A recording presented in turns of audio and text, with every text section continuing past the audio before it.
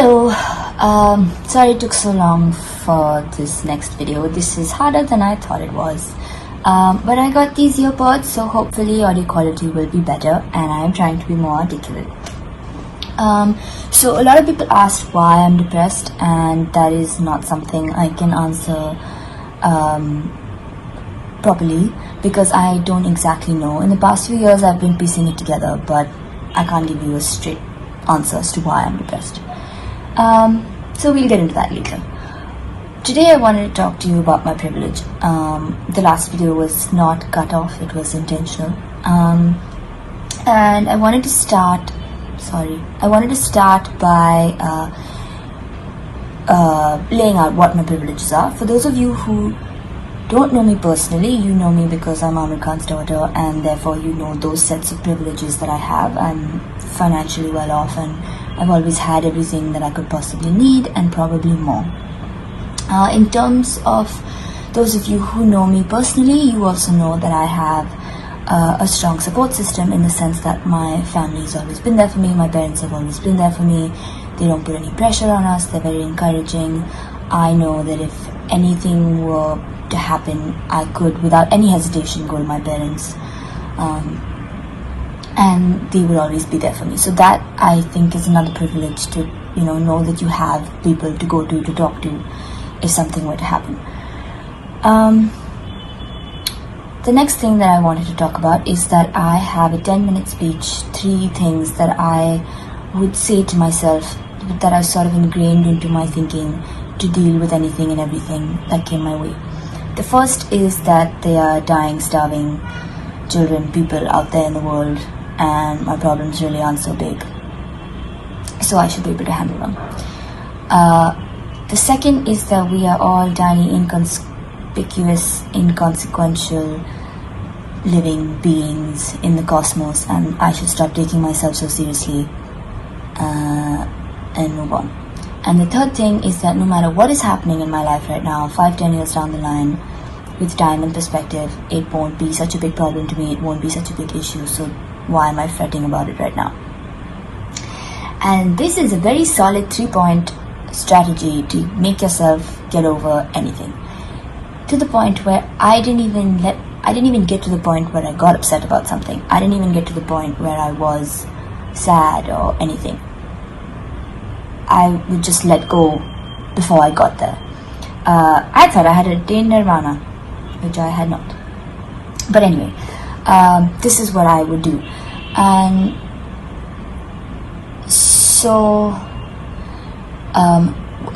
between the time when my behavior started to change and the time that I asked for help was about 3.5 years. And in those 3.5 years,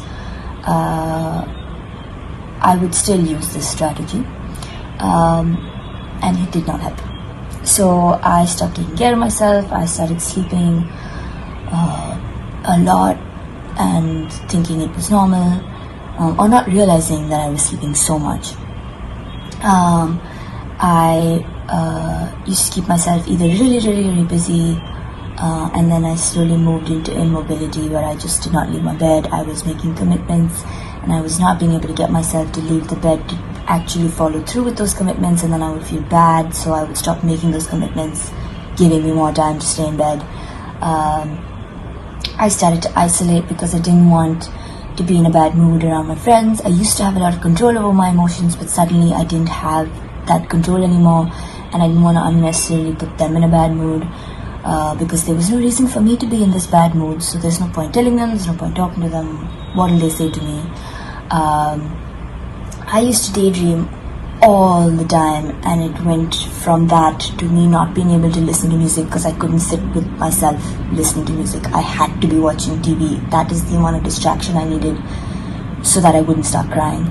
And crying was a big thing because I'm not the kind of person whose response to things is to cry.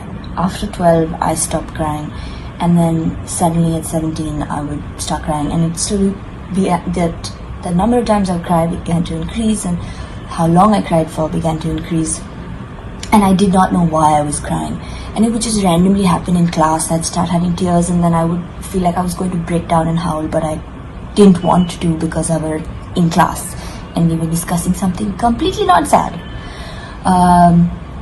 So I didn't know why I was crying. And so over the years, that whole time, either I would ignore it or I would try and rationally figure it out and deal with it myself. And so towards the end of it, I was crying and I was feeling so bad that I was in this place where I was crying and I was not being able to do the things that I normally do. And I was just like, why is this happening? And so I would try and rationally figure it out. What could I possibly be so upset about? What bad things have happened to me in my life? When I was young, when I was small, my parents got divorced. But that to me doesn't seem like something that would traumatize me, because my parents' divorce was amicable. They are friends. The whole family is still friends. We're not a broken family by any means. My parents were very good about being parents to Junaid and me even after the divorce. And when people would say, oh, I'm so sorry to hear about, your parents being divorced, I'd be like, what are you talking about? Why is it? It's not a bad thing. Another privilege. I didn't realize that it was a sad thing. It could,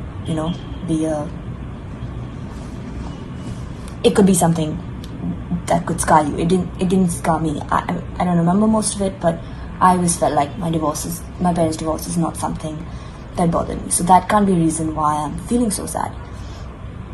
When I was 6, I got tuberculosis, and now, I've watched my dad's episode on Satyam Vijayate, and I know that you can get TB, and then strains of TB that are incurable, and you have to cut your lungs out, and it's all horrible. But I had TB outside my lungs, and I had regular TB, and I went to the hospital for 4 days, and got to bunk school, and watch TV all day. So for me, it was not such a big deal. It didn't scar me so much. So, I got lucky. Pretty easily dealt with that. Not something that would make me feel so terrible today. When I was 14, I was sexually harassed, abused, and that was a slightly odd situation in the sense that I didn't know whether the person knew what they were doing. I sort of knew them and wouldn't bring it up. It wasn't happening every day, so it took me about a year to be sure that they knew what they were doing and that is what they were doing. And immediately I wrote my parents an email and I got myself out of that situation. And once I was out of that situation, I didn't feel so bad anymore. I wasn't scared.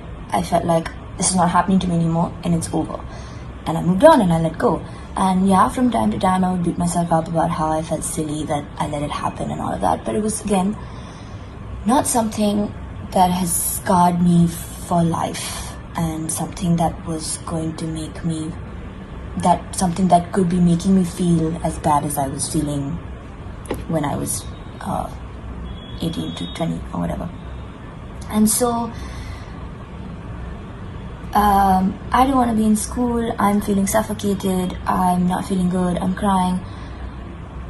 I can't tell my parents this or tell my friends this because they're gonna ask me why, and I don't know why. I have no reason to give you why. I've thought through everything that has happened to me. I've tried to find a reason, and I don't have a reason to give you.